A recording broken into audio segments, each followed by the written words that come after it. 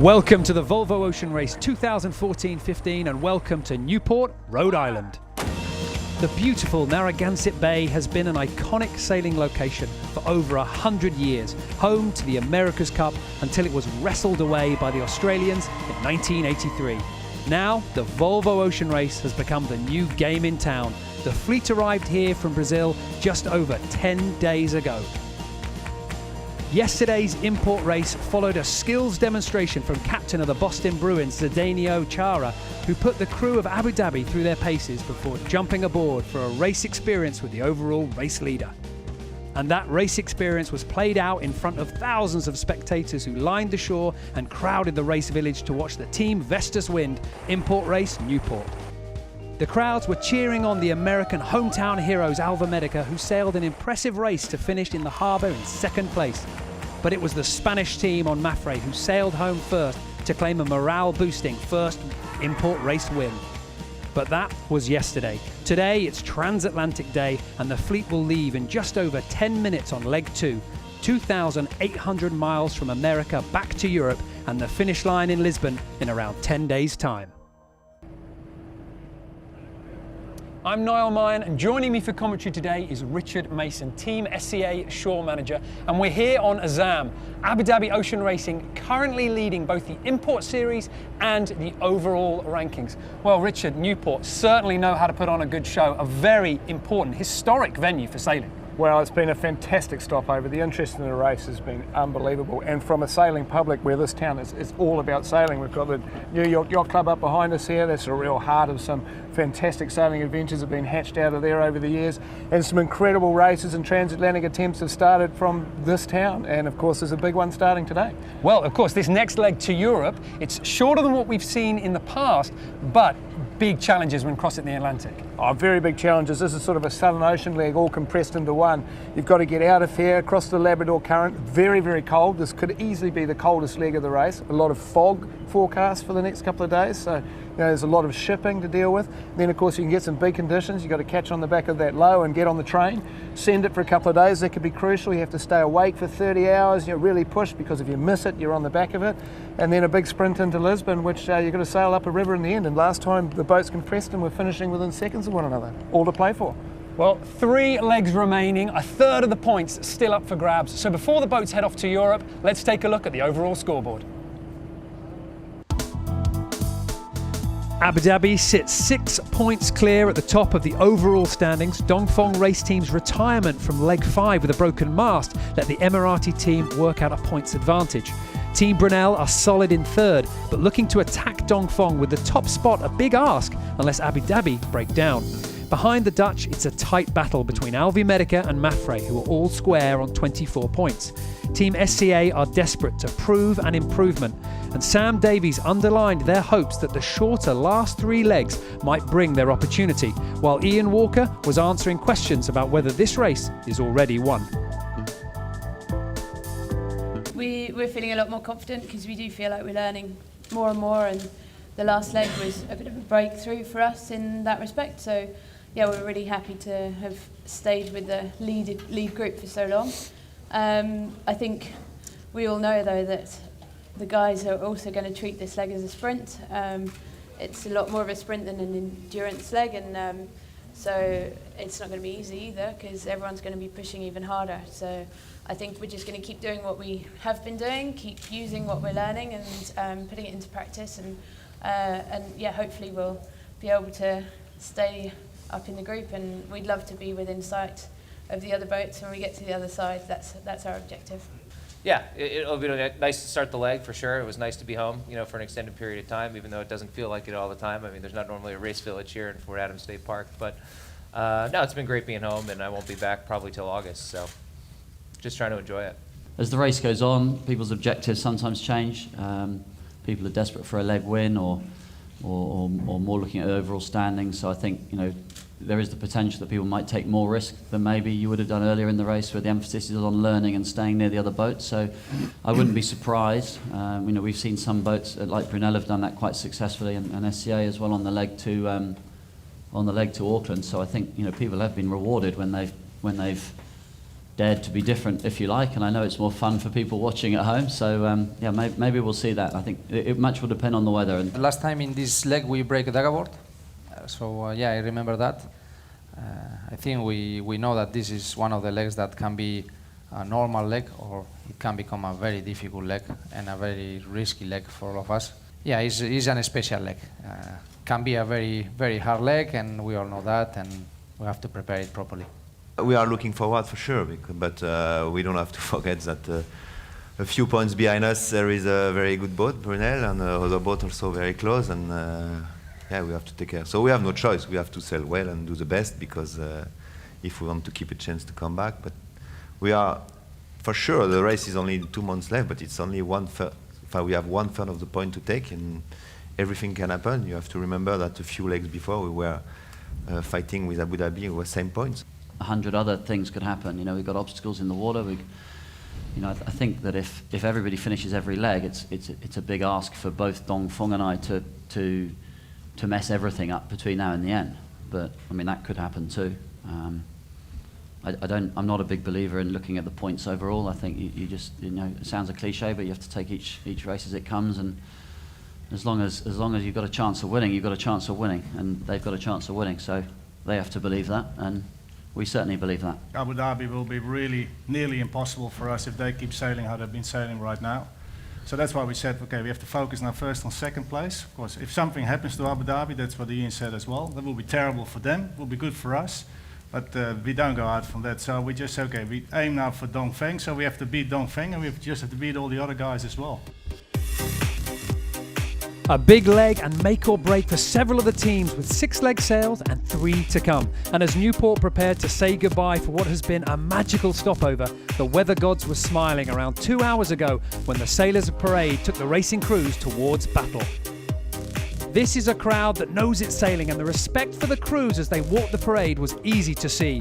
Hometown skipper Charlie Enright was the toast of the locals as he led the crew of Alvi Medica to the boat. The Netty fans were out in force to send off their hero on board the Spanish Mafre, while Charles Codrelia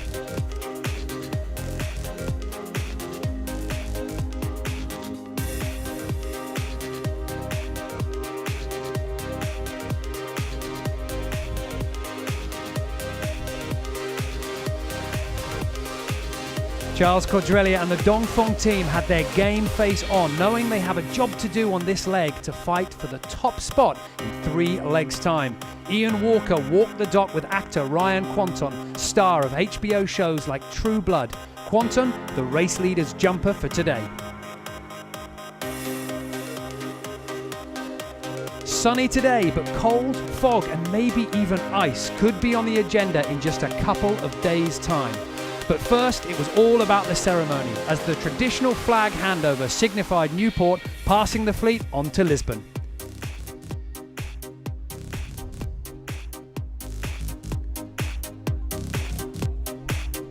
As the crews prepared to leave, there were new faces on board 4 of the 6 boats, with former Volvo Ocean Race sailor Sydney Gavinier shipped in to join Dongfeng and New Zealand match race champion Adam Renoprio on board Brunel.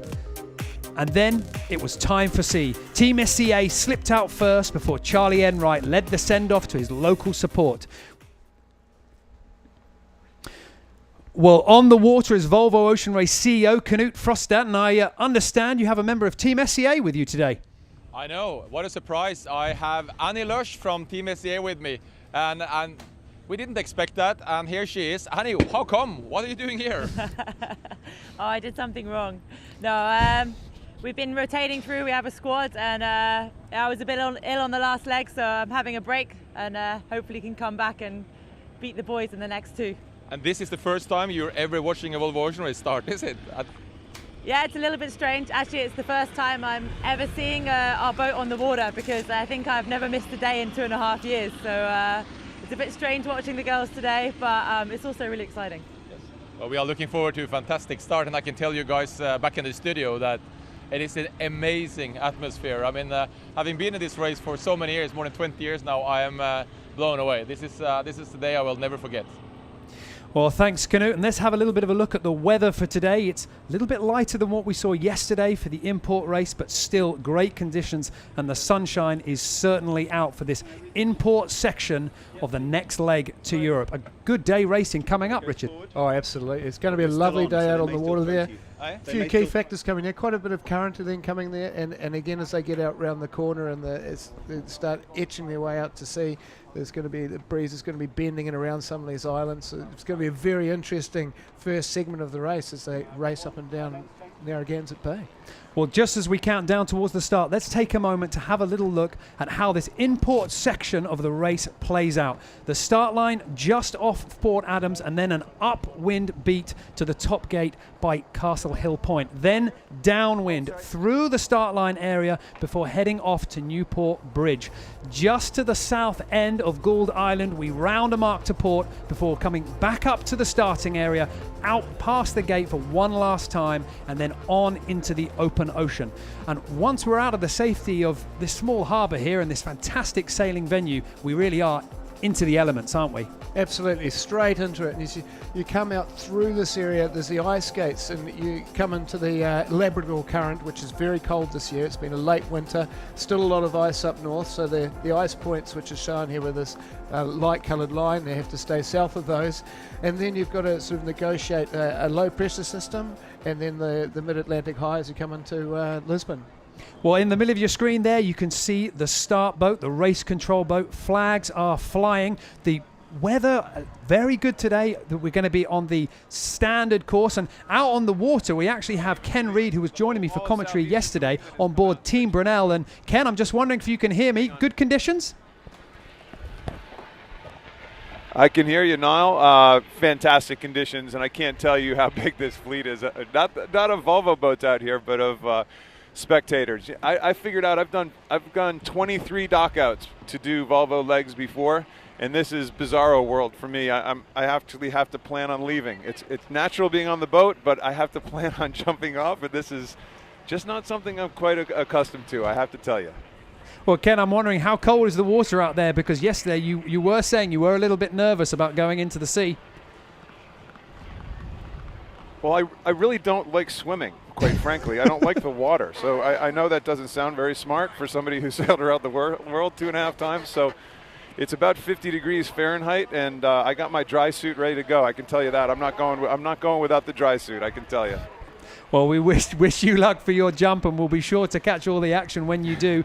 There is the racing area just off Fort Adams in this beautiful sailing bay, and we will start from the start line heading upwind on a good true beat. Nice that the breeze has played into our hands today, Richard. We're going to have a great first leg. Absolutely. An hour and a half ago out there was no breeze. It was mill pond, and it's filling in very nicely and it's sort of funneling down through the harbour here, and it's quite interesting here with the rocks here. You can sail right up to the edges, so you'll see the teams really pushing in the sides, and it looks to me as though it's going to be more of a true beat today as opposed to the reaching yesterday, so we should see some very good racing here as we come off the start line. Well, the pack of 6 boats lining up onto the start line, and we can just see Dong Fong up near the pin end of the line. Alvi Medica racing towards the committee boat, now trying to find a little bit of space. Ahead of them, Dong Fong closing them out. So this could be an unfortunate start for the Americans in their home waters. Abu Dhabi Ocean Racing looking nice towards the middle of the line, and Mafre maybe just a small few seconds behind. But the big question will be, can Dong Fong nail this port flyer off the line? A beautiful sunny day in Newport starts the 2,800-mile race to Lisbon, and as the gun ticks down to fire, it looks like Dong Fong are about to really roll the dice and potentially get a great start on a port flyer. Well, it looks really close there. Brunel came out of it. They really did that beautifully. The SCA tucked in underneath them. This is interesting here as you've got Dong Fong. They're the giveaway boat at the moment. Well, Canute, how does this look for Dong Fong here? We're just seeing them bear away.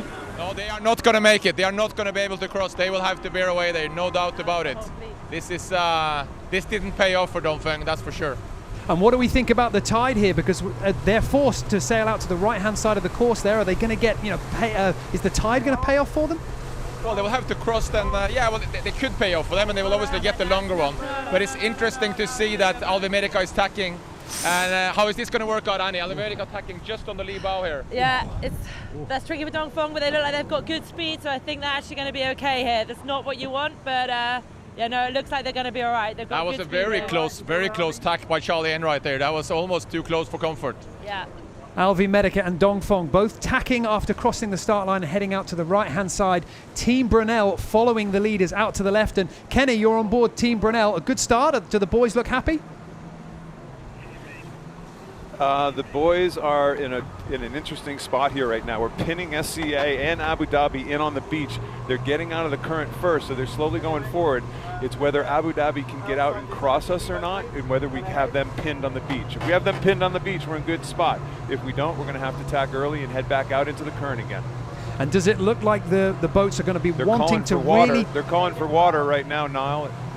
Oh, so Abu Dhabi are having to force that tack. Here's the key moment. Abu Dhabi Ocean Racing are now electing to tack off because the depth of the water forcing them to go, the rules playing into their advantage, and Team Brunel and Team SCA both tacking over to now sail into the middle of that channel where the tide is starting to pull in. This tide pushing the boat back to the start line. Yes, and as you come across to the right-hand side of the screen, there's a little bit more current on those couple of marks there, mostly distinguished by that one house that's on a rock there. It'll be interesting to see Kenny's pick on this because the boats on the left, you'd actually be expecting a little bit of lefties coming over the top of Fort Adams there in the background, so that'll see the boats winding up a little bit. Very important to hold your lanes here. The lanes are sort of, you can't let your bow fall down or come up. You've just got to hold that spot, and all of a sudden we're going to see the guys on the right start tacking over and become right-of-way boats, and this is where it's going to get interesting as they start interacting and forcing one another to go.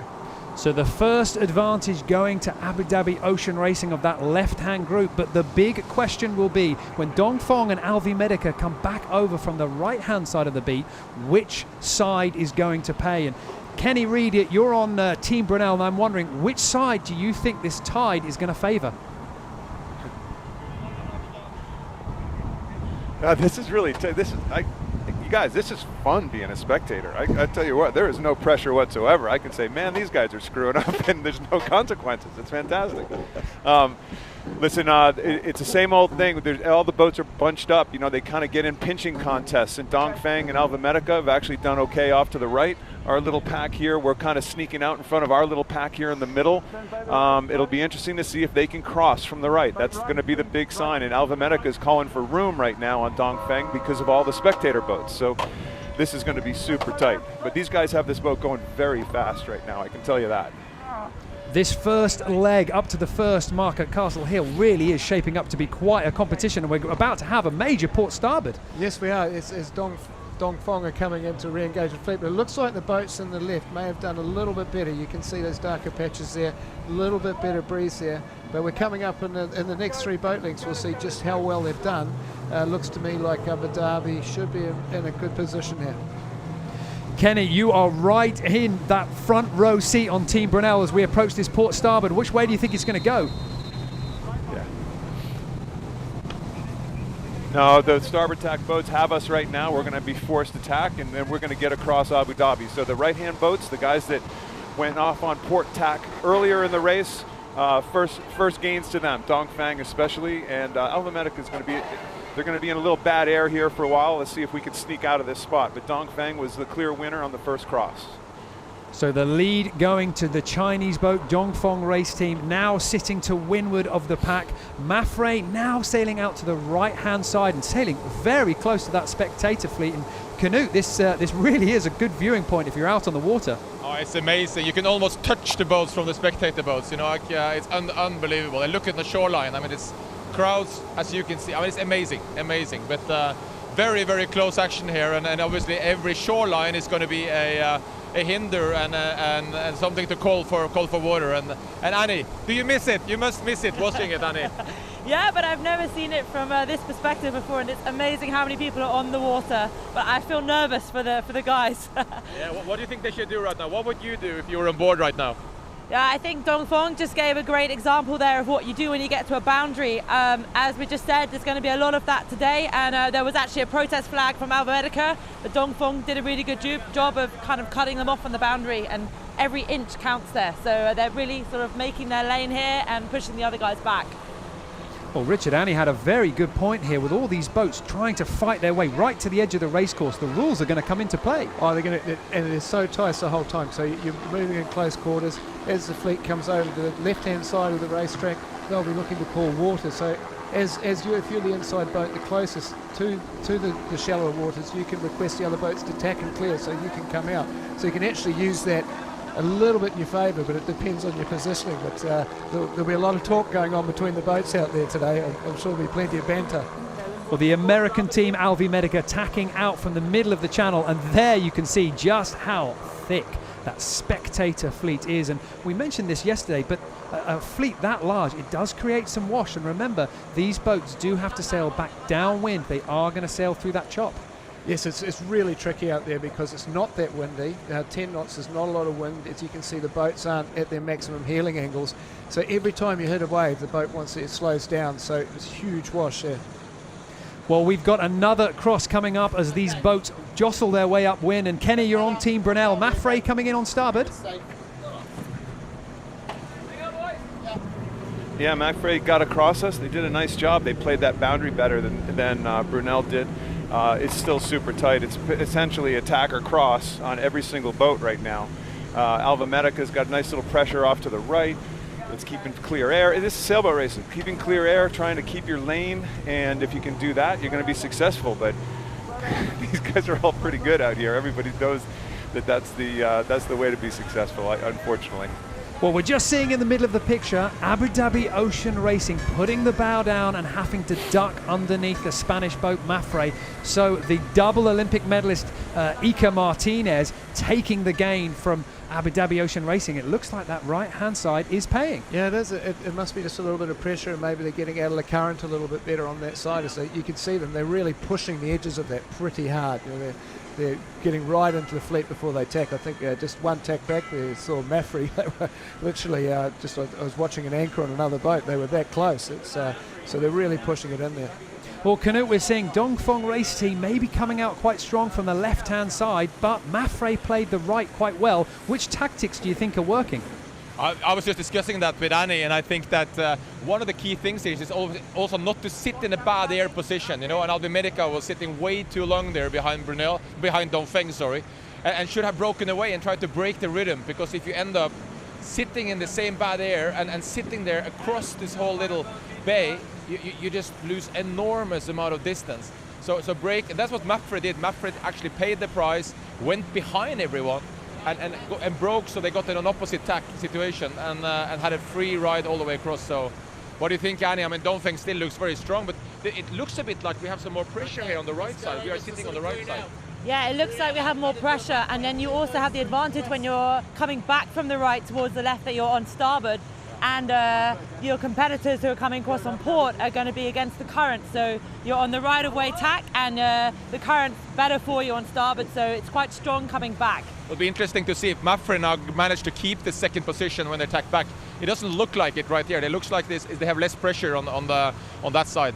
Yeah, but Well, the fleet about halfway up to Castle Hill Point. That will be the first gate, and then they're going to sail back down right underneath the Newport Bridge before coming back out and then out into the open sea to start this leg. And Dongfeng looking pretty strong at the moment. And Kenny on board Team Brunel, I'm just wondering, which side of this course do you think is paying here? Well, the right definitely has a little more pressure, Niall. And, you know, the current's pretty even from side to side. I think so far, every single boat has ducked us or just barely crossed us at one stage. So that's how close it is. It's within inches. Here's Maffrey, who just crossed us a minute ago. Here they are ducking us. Dongfeng's really the nice clear. They've got clear air. They're out in front of this pack. This pack is just trashing each other with bad air right now. All these dips, every time somebody dips, they get further behind Dongfeng. So it's those guys are making out like bandits right now, and that's the nice front row start will do that for you. Dongfeng Race Team out in the lead for now, with Abu Dhabi and Team SEA tacking back from the right-hand side to yet again cross that deep channel with strong tide. Yeah, it's so big thing here is they're so engaged, the boats in the fleet. Dongfeng, as they stretch out, they're going to halve the amount of tacks they do. So that you're not tacking by choice a lot of the time here. You're being forced to tack by other boats, to tack and clear and manoeuvre. So what we'll see here is Dongfeng, they should turn this into a very nice lead. Now just control and cover loosely as they come into the top mark, minimise the amount of manoeuvres they have to do. Looks like Brunel looking pretty nice little lefty there coming off that shore. It's just coming down and where the Coast Guard's is a little bit of a funnel that comes through there. They're really enjoying that one. And also Team SEA in the middle of the screen, they look good, and as Annie was saying earlier, they're on starboard tack, so if it gets close between them and Maffrey or Team Brunel, the advantage is going to be with Team SEA. Yeah, Dongfeng just tacking here, so they're coming across just to cover these other two boats coming along on port. Looks like a nice... Maffrey ducking SCA. And Alvi Medica ducking Abu Dhabi, so you've really got to keep your eyes open here. And all these little ducks and these little crosses, it's all going to be about the final cross at the top of the course, isn't it? And if you have a look at the tracker Maffrey there, that's a big duck. When you have to bear away late like that and to the boat through, you'll lose 5 boat lengths. So it's very expensive. And how much of a challenge physically on the boats to duck another boat? What exactly is it you've got to do? Well, you've got to ease the sails out and then wind them back on under full load. So it's a brutal manoeuvre because that's the hardest bit to get back on again. So it's an ease and it's a full load wind back up, and you've got to do it at the right pace so that you keep the boat moving. And we're looking potentially about doing maybe 7, maybe 8 tacks all the way up towards the top gate. So these sailors are going to be pretty tired out by the time we get to the top, and we've got 2,000, nearly 3,000 miles to go. Usually by the end of this period, when you go round the clearing mark and actually put out to sea, you're just a ball of sweat. You're exhausted. That first night's quite tough to get through because you've done a full import race day, but you have to keep going. So it actually does take a little bit to recover and get settled down afterwards. But it's been so hectic here in Newport. I'm sure tonight, 2 o'clock in the morning, it'll be nice and quiet out there. You'll be sailing along. There'll be some pleasant periods, I'm sure. Dongfeng race team still in the lead as the top gate comes into view. They're going to have to do one more tack over before they can lay that top mark. And you can see a great shot of the spectator fleet behind them, just waiting for these boats to round that top gate and then head back down towards Newport and underneath the bridge. This is a very good shot actually, because there's darker patches over where you can see all the spectator boats on your left of your screen. That's actually the current kicking up off the ocean floor on the bottom, so that can really sort of visualise for you how the current's affecting the bay. Dongfeng race team tacking over, and now we follow the Spanish boat. They're coming into today hot on the fact that their confidence has got to be high. They won the import yesterday, and Iker Martinez back on the helm. This team has really pulled themselves together, and they are now a major contender of every leg. Absolutely, and I think they're really yet to hit their full potential. They're a very skilled crew, and this could well be the leg for them. Very close match up here between SCA and Abu Dhabi Ocean Racing. They're neck and neck there. This will be interesting as they push that in towards the top mark. Going for a shoot here. Dongfeng race team getting their downwind sails ready. The A3 about to go up. They're going to change from the J1 headsail to the downwind A3. And on the left-hand side of your screen, you can see the upwind mark. They've got to sail between these 2 yellow marks and then round either one. And looking at it now, it's got to be that yellow mark close to Dongfeng. Reaching the top of the course for the first time after a tight tacking battle dominated by crosses and ducks, Dongfeng lead the fleet onto the downwind leg. Forward team just getting that A3 ready to go, and this is quite a difficult manoeuvre here, Richard. Tacking onto this, there's a lot going on. It's interesting here because they haven't actually got the sail up and onto the lock yet. You can see it's still slack there, so they've still got a little bit to hoist, and they've got to get that luff tight. So you can see the bowman is swinging at the moment. It must be caught inside the forestay at the top. So at the head of the sail, they're trying to, you can see it's just coming up the lock now. And Dongfeng on starboard tack. Team SEA being forced to put the bow down and sail ever closer to Abu Dhabi Ocean Racing. 3 boats passing very, very close. Dongfeng really not conceding a lot of room. No, really pushing it in there. And crucial times now for SCA as they've got to try and hold their lane coming into the top mark here. Crucial that they can hold it and control Abu Dhabi Ocean Racing's tack here. A major, major moment about to unfold at the top of the course. Team SEA and Abu Dhabi Ocean Racing approaching the top mark on port tack. Brunel and Maffrey coming in on starboard. Could be some good gains here for Team SCA. The A3's up, it's set, it's locked, the luff is tight, so they can deploy straight out of the mark, which is absolutely crucial because you can gain 2 or 3 boat lengths. You can see they're already on the downwind leg. Nice move by the girls there, great. Well, Ian Walker and Abu Dhabi Ocean Racing electing to go to the other upwind mark. Certainly this mark further upwind, but maybe they were electing that the tack that the other team are having to do, that was too much of a penalty. Well, it'll be interesting to see what Kenny's seeing out here. Maybe they just like the pressure that was the right-hand side going up. Now the left-hand side as we look down the racetrack. But the majority of the boats coming away onto starboard tack and setting. So I think they're probably expecting to sort of be able to grab the pressure there and push it down the racetrack.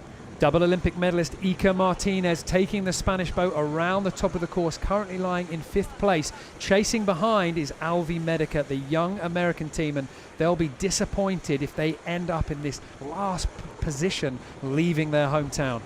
It'll be a bit tough, but there's an awful lot of sailing to go yet. We've got to go underneath that bridge, and there's some well-known light spots underneath there, so there's plenty of difficult sailing to navigate before they get past that clearing mark and start going across the Atlantic.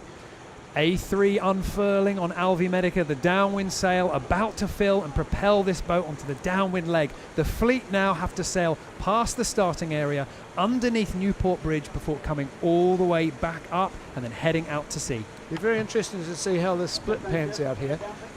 You've got Abu Dhabi Ocean Racing, they're sort of going out to left-hand sides of your screens, and I think they'll be looking for that pressure off the edge of this point here. And SCA and these other boats will be banking on a little bit more pressure coming in off the shore, jumping over the top of the hills here. Brunel going for a jibe. The Dongfeng race team, the first to jibe from that right-hand side, being chased down by Team Brunel and Team SEA. The big question will be, and you know Charles Cordrelia will be looking over his left-hand shoulder, just how much will it change things with Abu Dhabi out on that far left-hand side. Brunel, that spinnaker now set and pulling. Team SEA electing to sail a little bit further into the shore just to get that A3 going. There you can see the Frenchman helming at the back of Dongfeng race team, Charles Cordrelia, and of course a new crew member on board, Sidney Gavinier, just to the left-hand side of Charles Cordrelia. You can see him working on the main sheet, and Sidney Gavinier, I mean, he's just come back from breaking Steve Fawcett's record of sailing around Ireland. I mean, he just did that only a couple of weeks ago. Yes, Sidney, I've sailed around the world with Sidney. He's a fantastic guy. He was a watch captain on Arthur Abloy, and very flamboyant and brilliant French sailor. He came up to me at one prize giving when we weren't doing so well and he was thrashing us, and he said, "You know what your problem is, Mason? You're just not trying hard enough." I was like, "Oh, you're a brave man to say that." Dongfeng race team, there's the look you can see from Charles Cordrelia just over his left-hand shoulder. He knows that Abu Dhabi Ocean Racing has tried to dial into something special on that left-hand side of the course. Behind Dongfeng race team, Team Brunel and Team SEA still chasing. And looking at that shot now, it doesn't look like it's panned out well for Ian Walker and Abu Dhabi. No, that looks pretty expensive going over into that corner. And again, it'll be interesting to see what Kenny's thoughts are on that, but it looks like they've lost quite a bit by going in there. Well, let's see what Kenny thinks now. We can just see Team Brunel, and Kenny, it looks like it's going quite well for you guys.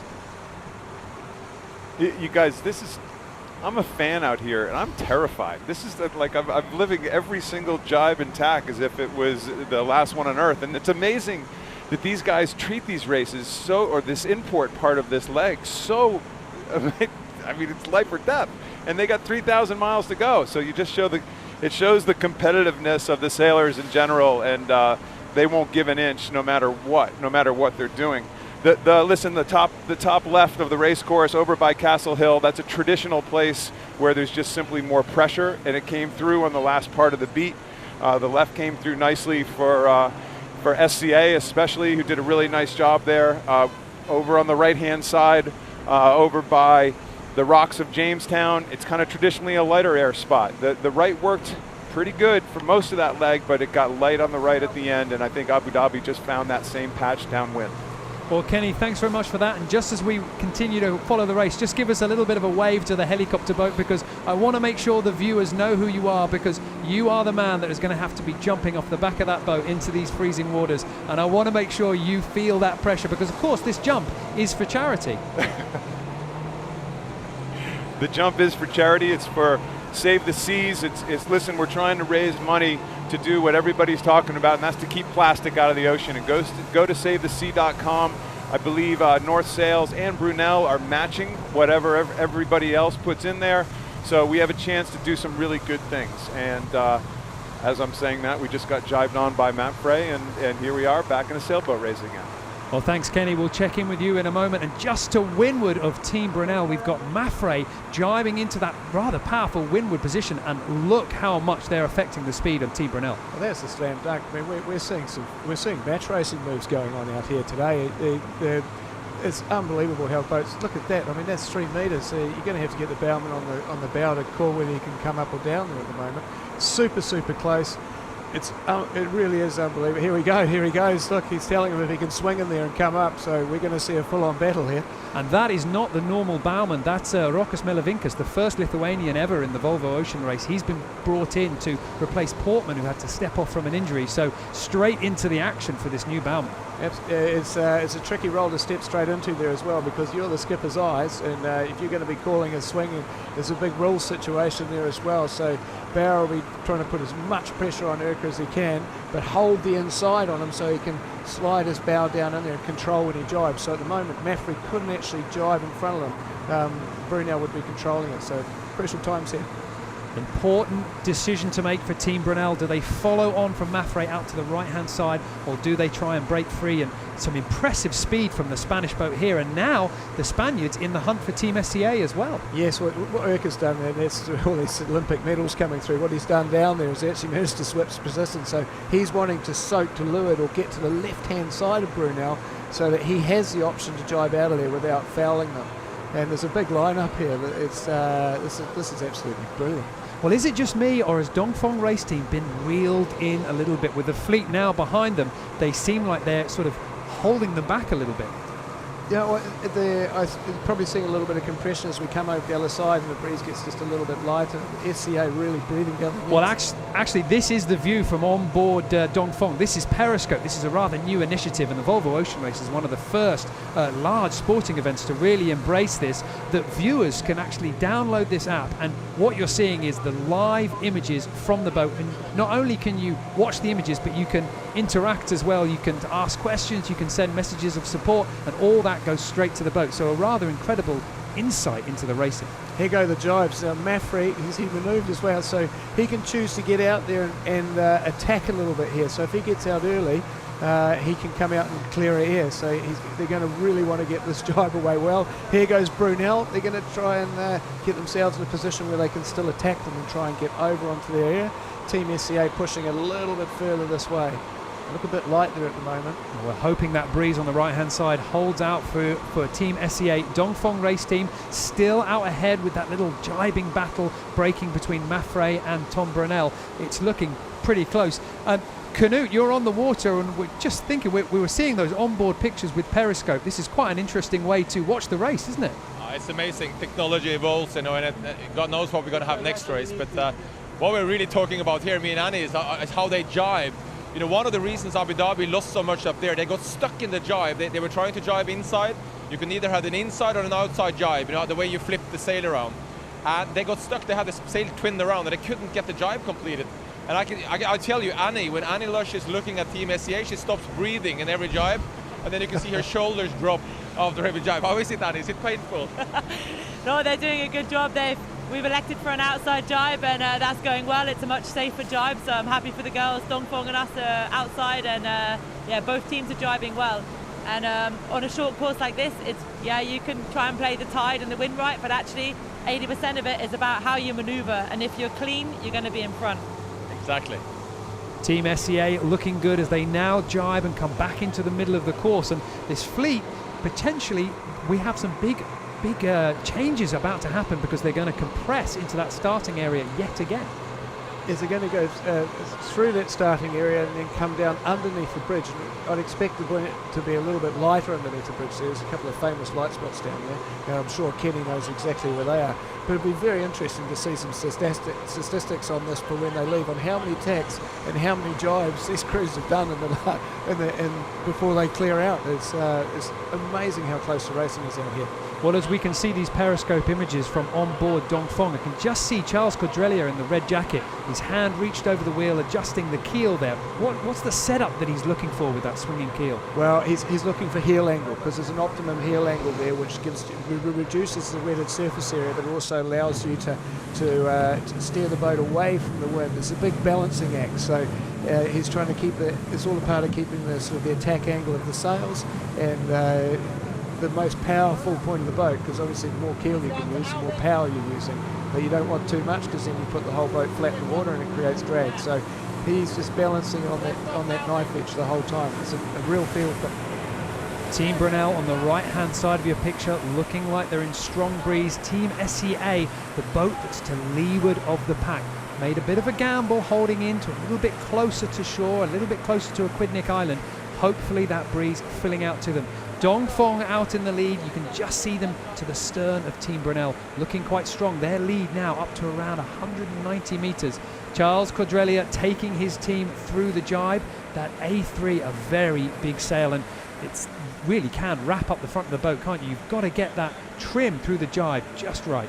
Interesting to see them jibing here, because what I have seen on Team SCA in the last sort of 30 seconds is they're soaking down a little bit there. So it could be a nice little game for them, hopefully, on the boats out on the left. They're about to round Mark II, so we'll conclude the first of two legs. Rounding Mark II, then they're going to turn to the left-hand side as they look downwind, underneath the bridge, and then down to Mark IV before coming up. There you can see the committee boat in the shot. We're about to approach the start line. A light wind A3 run to Port Adams. Sun still shining here in Newport, and Dongfeng holding the lead and looking confident. Looking at the crowds on the shores here, it's a spectacular sailing arena. And there goes the jibe for Dongfeng. It's almost a roll jibe they've done there. That's something you do with dinghies. It's something you can do with the canting keel if you time it right. You can actually swing it to leeward and then help the keel to swing it up the other way, and it helps to accelerate the boat. Very nice jibe. Well, I tell you, one thing that I noticed when Bill O'Hara, the race officer, was talking me through the course was that the committee boat was going to remain on station and actually be a very important turning mark for these boats. And these 65-foot boats, they're coming very close to this rather large, rather nice committee boat. I was going to say, it looks like a very expensive turning mark to me. You didn't want any red paint down the side of it. Bit of a match going on there between Muffrey and Team SCA. They'll be trying to jibe on Team SCA's air a little bit and see if they can affect them, but they look pretty safe there. They're straight behind. So now SCA will be having a go at Urca. It's nice and close here. This is fantastic. And this is one of the more intense starts to an offshore leg that we've seen so far in this edition of the Volvo Ocean Race, really testing the talents of the sailors to the limit. And of course, they're going to have to race this inshore part of the course and then head off and sail 3,000 miles to Lisbon. Well, it's actually a question I had for Kenny, because we used to sail the Volvo 70s with 12 guys, and that was pretty hard work. I certainly remember never really knowing what on the earth was going on. You had your head down grinding the whole time. But it'll be interesting to see what his take is on just how busy it is on board with 8. It must be super busy. Well, Kenny, from your perfect viewpoint on the back of Team Brunel, just how hard are these sailors having to work with only 8 hands on the boat? Hold here, please, hold. Yeah, I know I said it a couple times yesterday, but it's now confirmed. This is the grinding world championships. That's all they do. That's all they do. They're obviously pretty fit because they're not pumping very much. Interesting outside jibes versus inside jibes. I totally agree with Annie. I think the outside jibes are actually a little smoother on some of these boats. And I've had my first completely bite my tongue moment when these guys jibe. I had the local boat stuck in on that offshore like the skate. I'm trying my hardest to through telepathy, get them not to jibe, but jibed over to the left spot, the traditional Newport spot over by Clingstone. So anyway, it's fantastic. One more thing. You guys, Mapfre actually bumped into a rock after yesterday's race. They were rooting their supporters, and it obviously isn't affected very much. There's no starfish attached to the bottom of the bulb or anything from that rock, because I think they're quick about it. Well, thanks, Kenny. With just a little bit of interference there, but I know the signal's going to improve as we move a little bit close to land. Abu Dhabi Ocean Racing rounding the committee boat. Dongfeng race team still with that impressive 200, maybe 300 meter lead. Canute, you're on the water. It looks like this is going to be Dongfeng's race. Well, so far. I mean, we know in this fleet that you cannot say anything forgiven, and it's an interesting leg now from the committee boat because it's a pretty tight angle. They have to push really high to stay up and get above the spectator fleet under the bridge. But you know, what a view from that bridge. Whoever is driving home or driving away is going to have to drive very slowly right now to see what's going on, because amazing view and a lot of boats all the way under the bridge. So. But I don't think this is over. No, I think we will have a bit of a parade under the bridge and going back, but then we get through the committee boat and then it's open again. And is this how intense as it is, Annie, all the way? Yeah, I mean, I think the last leg for us, you know, for the first 7 days, we could see all the boats, and it looks like this here in port, but actually the offshore now with these one design boats is making it the same. It's like you're match racing at the Olympics, but for 20 days. It's incredible. Wow, impressive. What a very important thing I'm just realising here, Richard. Dongfeng race team out in the lead, Abu Dhabi Ocean Racing at the back of the fleet. And the major story at the moment is this neck-and-neck battle on the overall leaderboard between Abu Dhabi Ocean Racing and Dongfeng race team. Charles Cordrelia and the Chinese boat have 6 points to make up. And of course, only 3 legs remaining. They've got to get 2 points difference, 2 points difference, and then a 3 points difference to actually level and overhaul. And now we can see, okay, we're only at the start of a very long journey, but there are boats between them, and this is just what the Chinese want. They will be fighting incredibly hard, not only to get out in front, but try and get boats in between them and Abu Dhabi. It'll be interesting to see how they manage themselves once they actually get out to sea and there's opportunities for splits, because Abu Dhabi are really going to have to take a bit of a match racing approach to this and stick pretty close to Dongfeng, and I think Dongfeng will be the ones who'll be looking for that opportunity to split and try and get a big jump out and see if they can get boats between them and Abu Dhabi to make a points difference. But I think the closing legs of this race is going to be so tight that the import races may well come into play to break tiebreakers. And this is going to be a major headache for Ian Walker and Abu Dhabi Ocean Racing, because what do? You have got other teams that might overhaul you, and if you just think about covering Dongfeng race team, the rest of the fleet might go past you. So a real balancing act. Absolutely. He's going to have to be really working his way, sort of changing his priorities around. You're going to have to keep cool and very quiet and make sure they don't take risks that can have catastrophic outcomes. It'll just be all about being consistent and taking it, like he said in the press conference today, one step at a time, and it'll show that it's been a good test of maturity. It's easy to be the one attacking. It's quite hard to be the one at the top. And in the past, we've seen Abu Dhabi Ocean Racing start these offshore legs towards the back and then almost with ease sail their way through the fleet. But as these next legs get shorter and shorter, they've got less time to recover from a bad start. Yes, again, it'll be coming back to your strategies and sticking close to and as the points change, their strategies will change with that and cohere with it. So it's going to be fantastic to watch and see how it comes. But they are very good at fighting their way back into it and not panicking when you fall behind. Dongfeng race team leading the fleet underneath Newport Bridge on their way down to the turning mark just south of Gould Island. They're going to round that mark to port before going underneath the bridge one more time, back to the starting area and then out to the top gate and further on into the open ocean. The breeze seems to have picked it up enough that there's not huge light patches, but you can actually see a few lighter patches on the water here in this shot as we look up towards them. So I think we may see the boat slow down a little bit as they come to the other side of the bridge, so there'll be a little bit of compression there, and again as they get away. But obviously the boats that come back the other way, once they clear out the other side of the bridge and get into the building breeze, they'll pull away again. Dongfeng race team to the right hand side of your screen, all the fleet flying those large A3 sails, and these sails, they're white, they're Cuban fibre, aren't they? They're built to be tough but very light. Yes, it's all the sails are actually a varying form of the Cuban material, but yes, they're built to be very durable. They're quite stiff for compared to the old nylon sails, but these sails have got a lot of miles on them and they're still in quite good shape. So they're doing very very well. And these black chevron marks we can see on the luff of the sail, they're there to help the trimmers, aren't they? Yes, they are. So they're for at night, and to show you when the luff is curling in, and when the luff curls in, you want it to curl a little bit, but not too much. So it's a fine balance, and it's an indicator for the trimmers as to when they're reaching their limits. Dongfeng race team now going for a jibe, and you can see the intensity of the work on that boat. Every single person, every hand is on a rope, is on a winch, is on a wheel, trying to take that boat. And there is the periscope view from on board. Charles Cordrelia, the skipper, just reaching over the wheel to make those little adjustments with the keel. And look at that, that's just a flurry of movement. Yeah.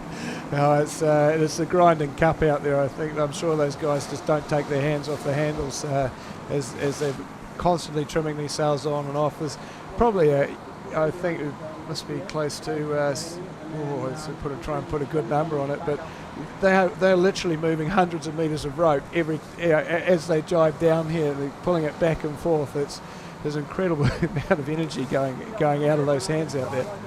Dongfeng race team approaching the downwind mark. Just a single mark is the next turning point. They have to round it to port. That means they're going to sail to the left-hand side of the mark, as you can see now, before rounding. So one more jibe for the Chinese team. And when do we expect them to get this A3 spinnaker out of the way? Before the jibe or just after? I think looking at this, they should have enough time to be able to jibe and then furl.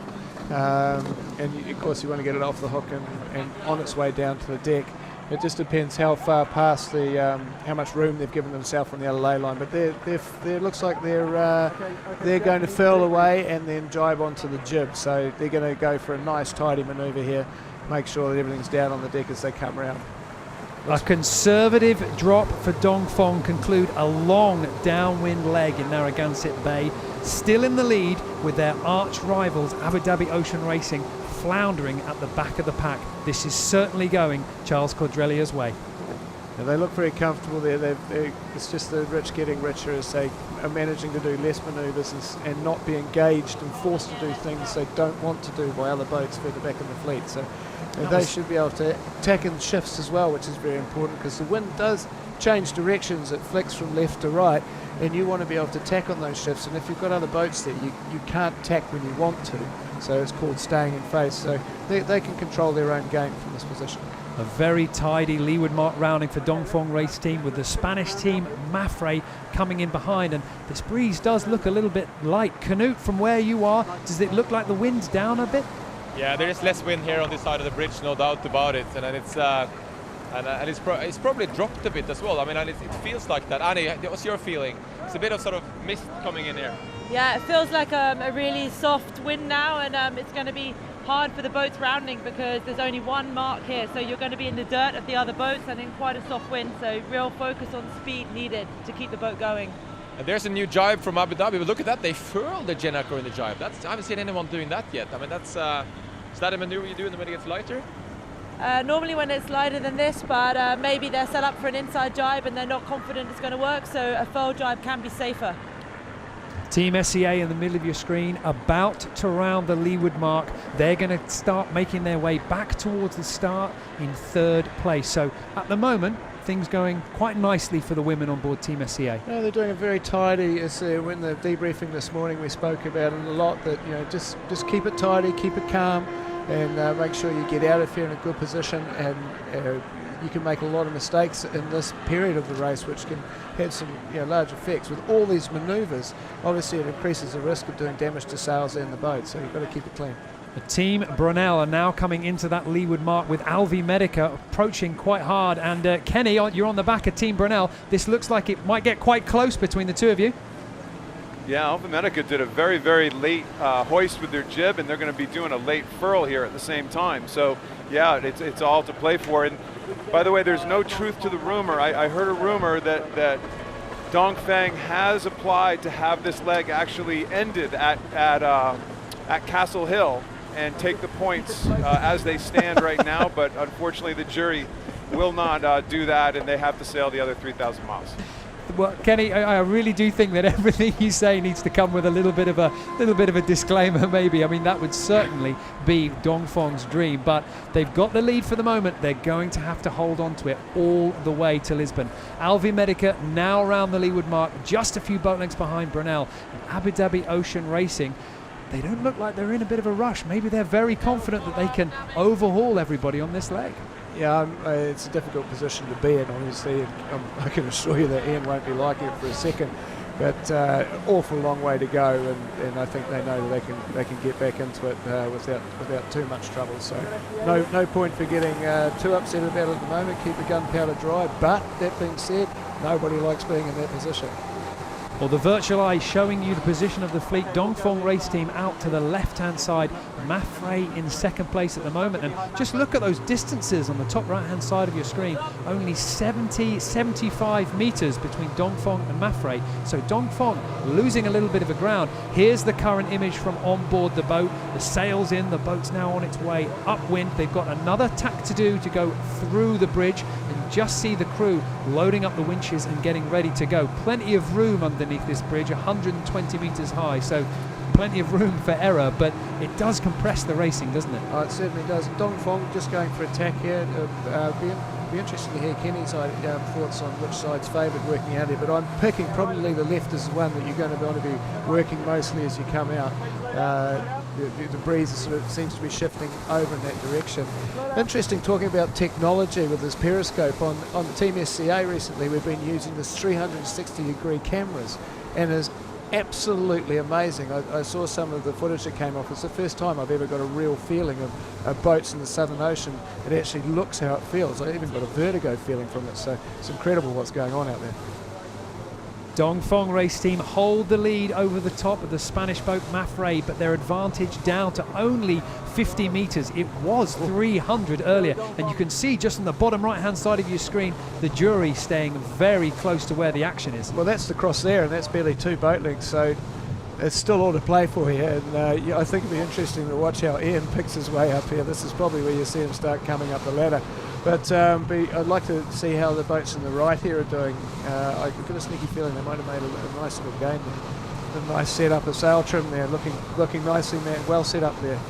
Flat water, meaning the sails can come right in, taking all of the shape out of the sails, maximum height given, and Dongfeng race team tack their way underneath the Newport Bridge, staying on top of the challenging Spanish attack from behind.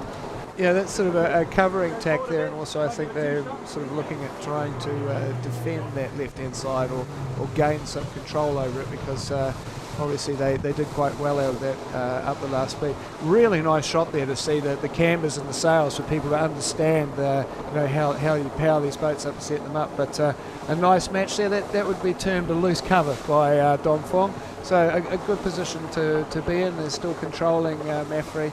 But Mafre sort of be bow down and trying to push forward there. Well, as we cut back to the action on board Dongfeng race team, now having gone underneath that bridge, the big question will be, can Mafre lay the next mark? Can they just get over the top of the island and in fact make their way towards that starting area? And if they can, then absolutely it's gone Mafre's way. They now have the lead. The big question is, can they tack?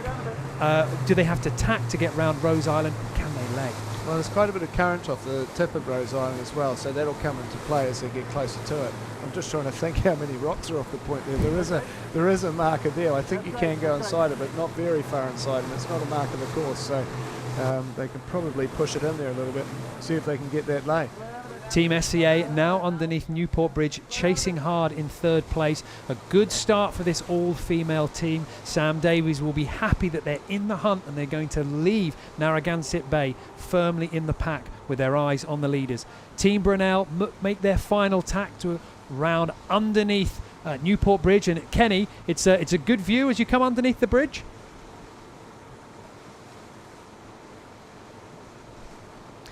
Well, I think Kenny's got his potentially maybe just being told that he can't actually grind the winches. He's probably that passionate he wants to get involved, so we'll hear back from him in a moment. I think he's just worried about getting in the water.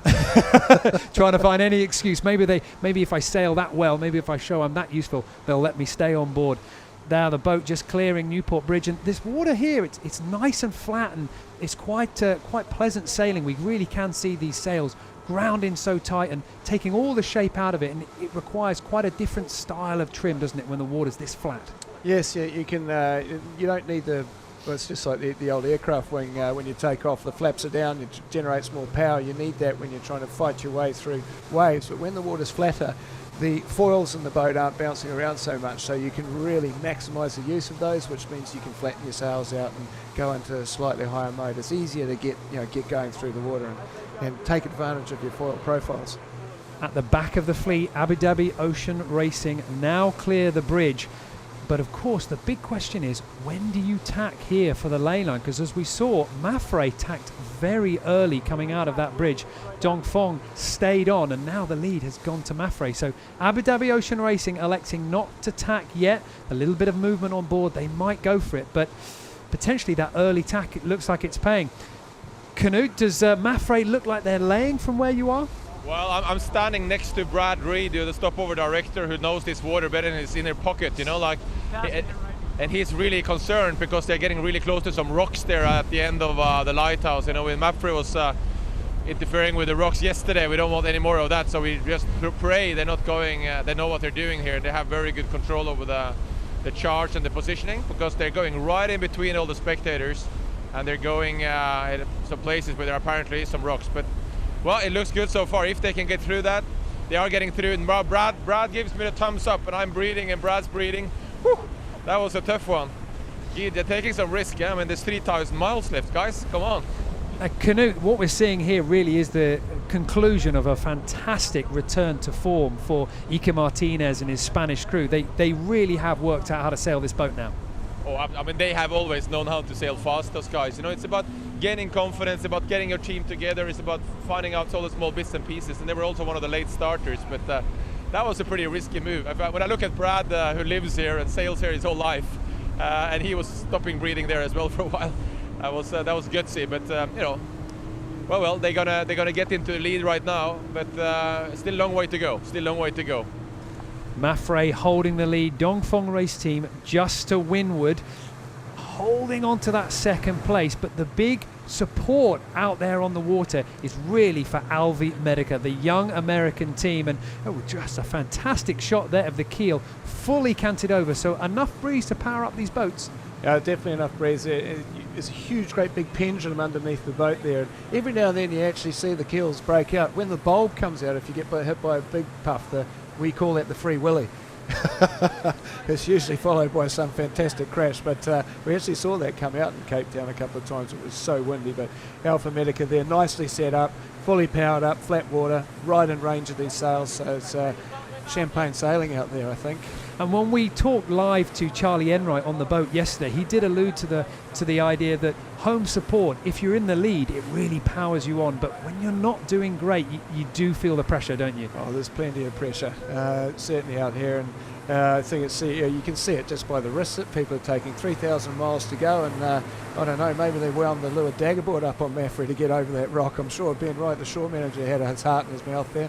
But that's the sort of the risk management that's having to go on in this fleet at the moment to make the gains, to get in the lead. They took a risk there, and now they've got themselves in a nice position where they're working their way up to Dongfeng's line, and they'll lead them off this through the gate and off this left-hand shore here. Look at the crowd sitting there. Well, that is the view from Dongfeng race team, watching the Spanish boat Mafre just crawl up to follow their line, and now sitting firmly ahead of them, the race committee boat coming into view. We're going to sail through the start line, back up towards gate 1 at Castle Hill, and then off into the ocean. So we're about to conclude this inshore part. The boats reaching gate 6, a tight ley line call gave the Spanish team the lead, and they're now sitting firmly on top of Dongfeng race team and looking very, very much like the happy sailors they ought to be. You see an interesting move that Urquhart just did too. As they came around the committee boat, he did a little sweep up to windward and then came down onto his course. So what he did there was actually put himself into a position where you'll see Dongfeng's bow having to go down. So he just did a little wiggle there, and then he's put them straight into his bad air. So now he's going to control them and either force them to tack or push them all the way out to that left-hand line and make them take bad air all the way. So there they go, they had to tack. So he forced that in a match. This is the America's Cup, I think. This is on. Now we are likely to see tack for tack these two boats racing their way up to the top of the course at the southern end of Castle Hill. And this is going to be very, very tight. Canute, from where you are on the water, what are the tactics here for Dongfeng to try and shake the Spanish free? Well, I can tell you that, first of all, I just have to tell you, we could hear the crowds from the shore, and we are at the start boat in the middle of the race course, so that doesn't happen very often in sailing. But Annie, the tactics for Dongfeng, how are they going to shake Mapfre loose and break away here? Yeah, well, now they're sort of match racing against Mapfre, so you just got to try and mismatch their tacks. But it's not a match race, you know, they've got boats behind them, so you've got to try and mismatch the tacks, but you don't want to lose too much distance on the fleet behind, so it's a tricky spot now for them. And Annie, from your experience as an Olympic match racer, you know, how difficult is it for Dongfeng to try and turn the tide in their favour? It's tricky in these big boats because the tacks cost you a lot, but there is tide in play here as well, and we've seen there's been quite different pressure differences across the course, so I think there are going to be opportunities on this next bit of the leg. Well, interesting to see here. We've got the split. Mapfre are going out to the right. Dongfeng are coming over to the left with Team SCA.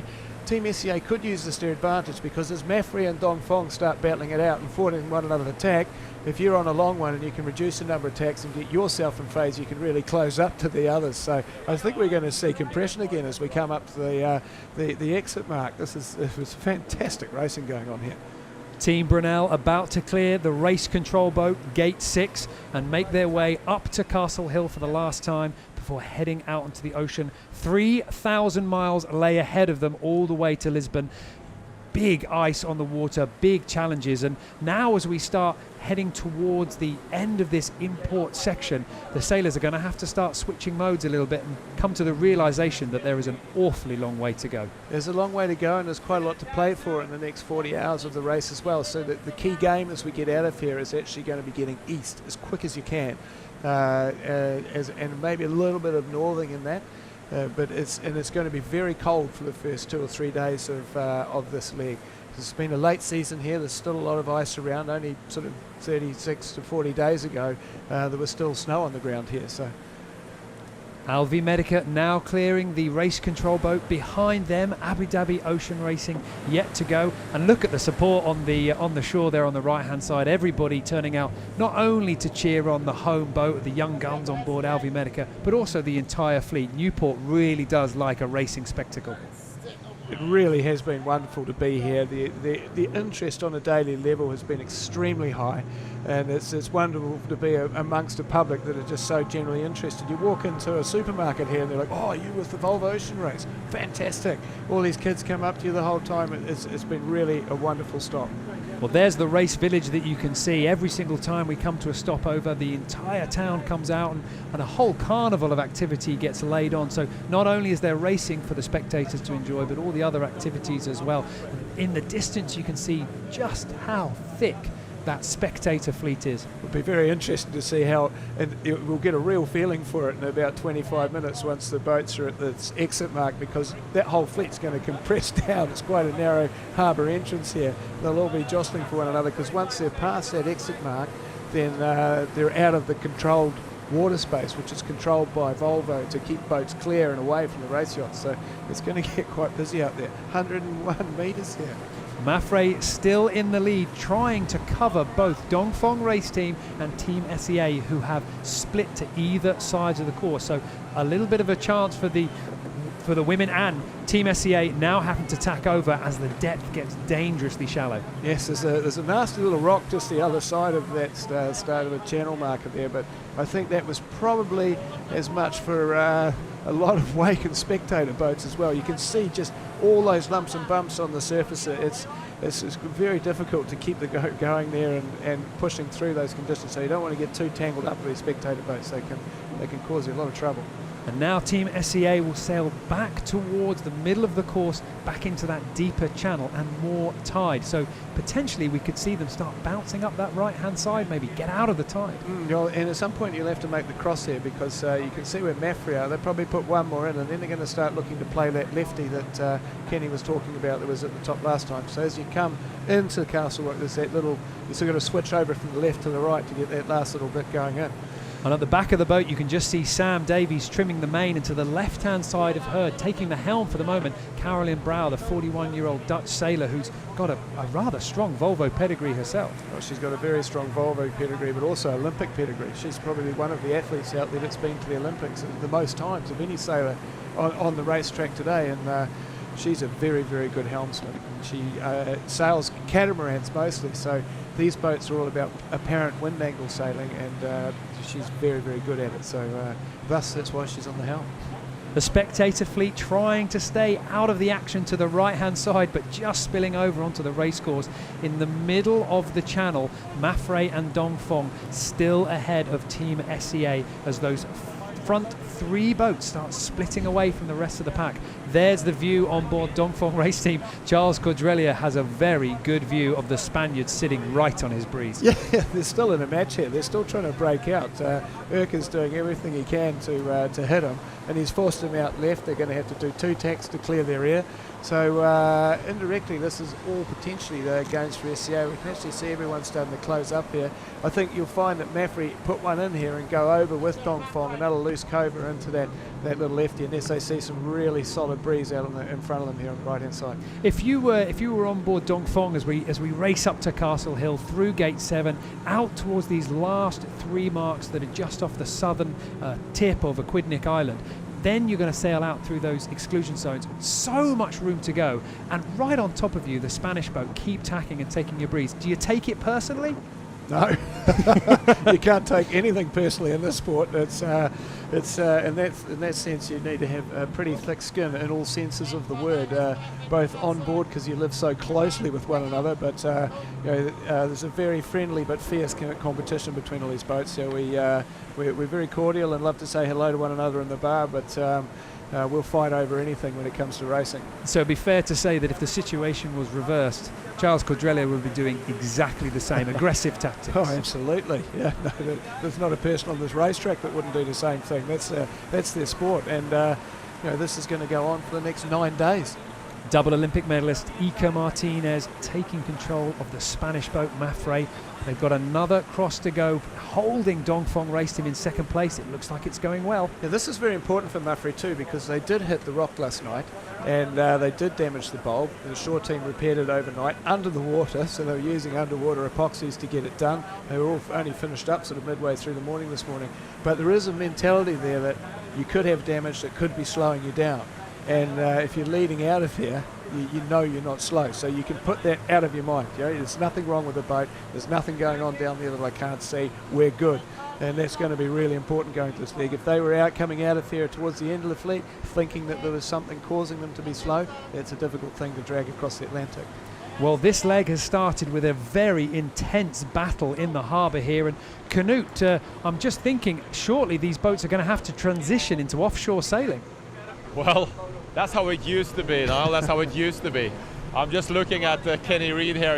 He's thinking about jumping off, and his brother Brad claims he's paid off all the rib drivers in the whole area not to pick his brother up. So, because we all know that Kenny hates being cold and he hates being in the water. So after spending so many years in the Volvo Ocean Race starting to stay on board, he's now going to leave it. But it's a big smile on his brother's face. But no, honestly, I think what we're seeing is. It's a complete different offshore race style, and it's certainly before we used to sort of switch when we left the shore, and we're like, now it's offshore mode, but it's not like that anymore. It's very close to what you do inshore.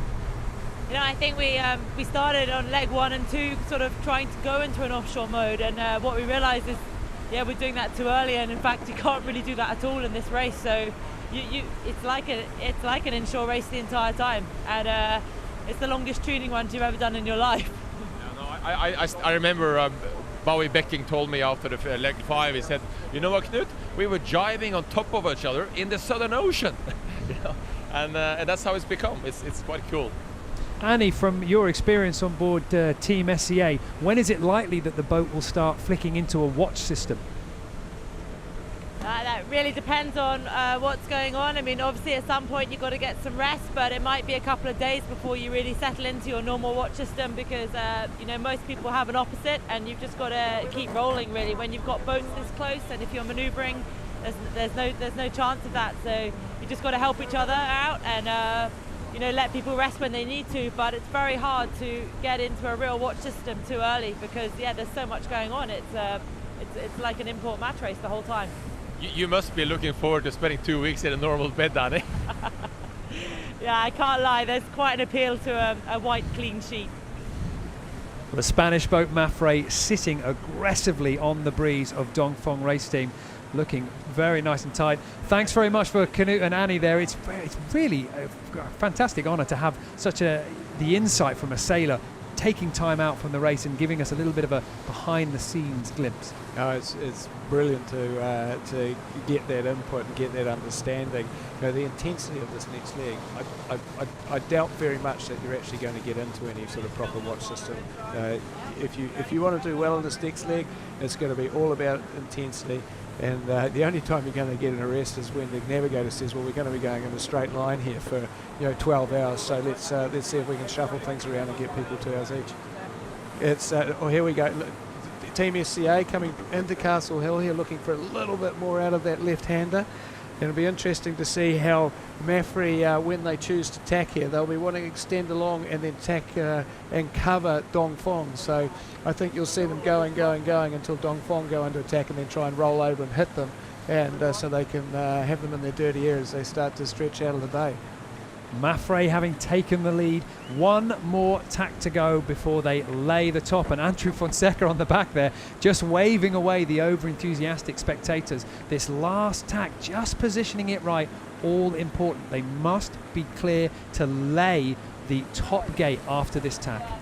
Yeah, Rob Greenhouse there working away on the main sheet. He's been enjoying this leg. He's famous for driving boats pretty hard, so these types of transatlantic legs were built for him. He's got a lot of intensity, and he'll be pushing pretty hard as they take this thing across the pond. Abu Dhabi Ocean Racing still at the back of this fleet, and we do make a big deal about the small losses here, because of course when we finish these legs, the differences between the winners and second place is so small.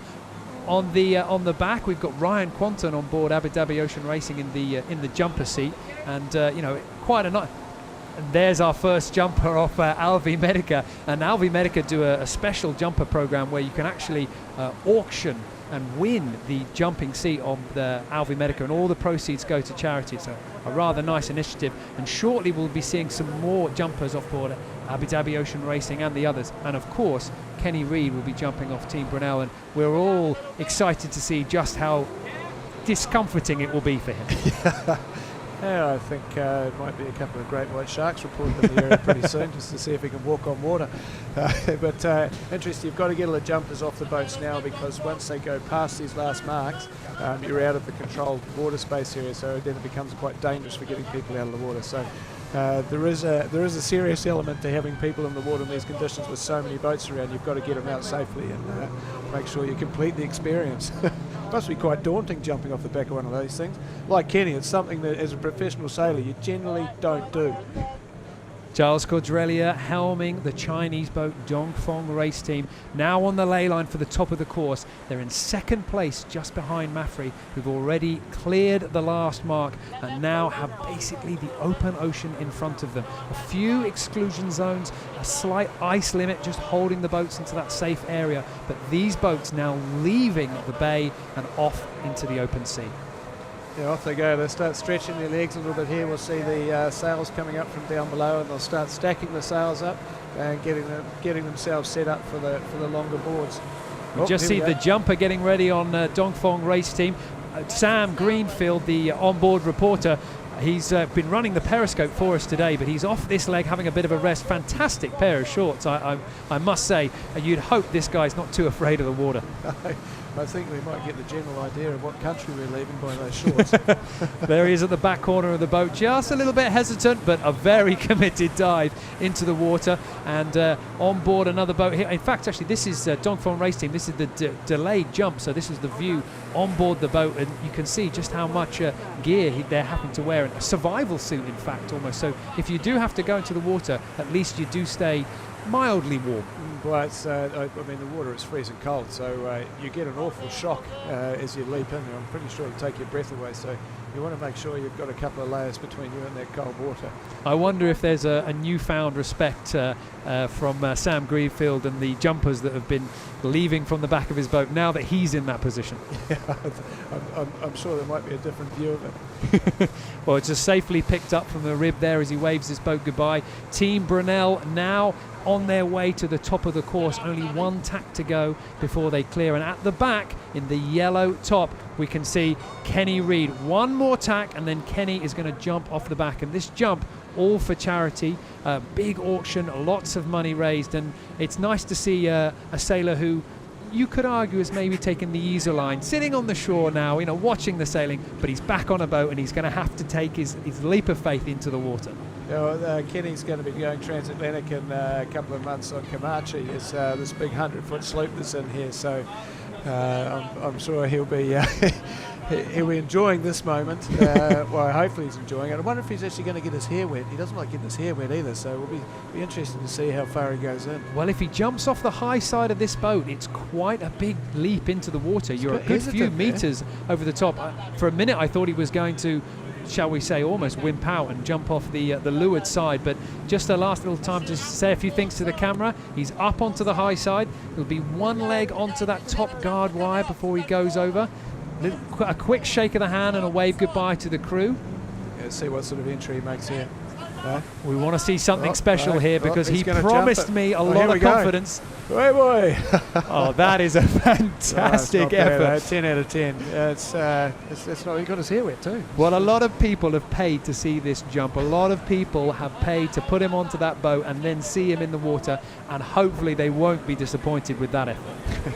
That's pretty good. Not too bad. And now you can see the spectator fleet started chasing after those boats pretty hard. So I'm sure that the guys on board the race yachts will be hoping that they can stretch away from them reasonably quickly and get in some clear air and clear water. But tricky. There's a lot of lobster pots in the water and fish traps as you exit this side, so the guys are going to have their heads out of the boats tonight, big time, because you don't want to be having to go in the water and cut away the crow pots. TV star Ryan Quanton now ready to make his jump off the back of Abu Dhabi Ocean Racing. Wave goodbye to the team, shake the hand at the skipper. No time for any more delays. You're going to have to go for it. The boats are about to leave the safety of the harbour. There's the leg up onto the top guard wire. Oh, now I can't pick a winner. Which one do you prefer? Well, I don't know. He had a helmet on, so we'll take 2 points off for that. But you can just see all the boats around here. How it's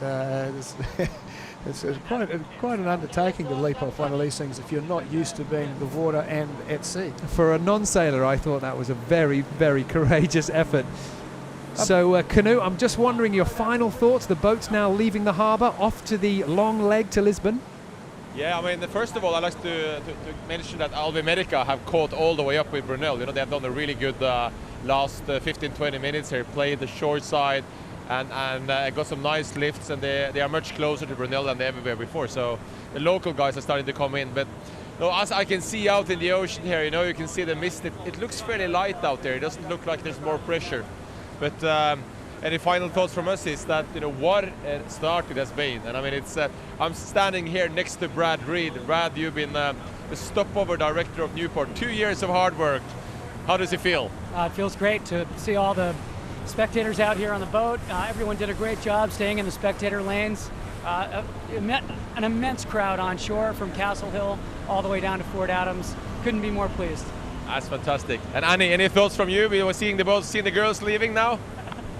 Yeah, I'm cheering for them every second here, and I think it's going to be an incredible leg. I mean, what a start to a leg. It's amazing to actually be able to watch it and see all the support. They've all got to get east now. There's going to be some transitions. It's going to be tricky, but it looks like a great leg. And I assume, Annie, if you don't have the app on your phone yet, you will have the app on your phone and follow it every second now, right? Don't worry, I will be watching us and I will be spying on the boys non-stop. Well, just before the boats head off into the open ocean, let's have a little bit of a look at the weather that the boats are in for the next 48 hours. It's going to be a tough leg, and there are some rather big systems waiting for them just outside Newport.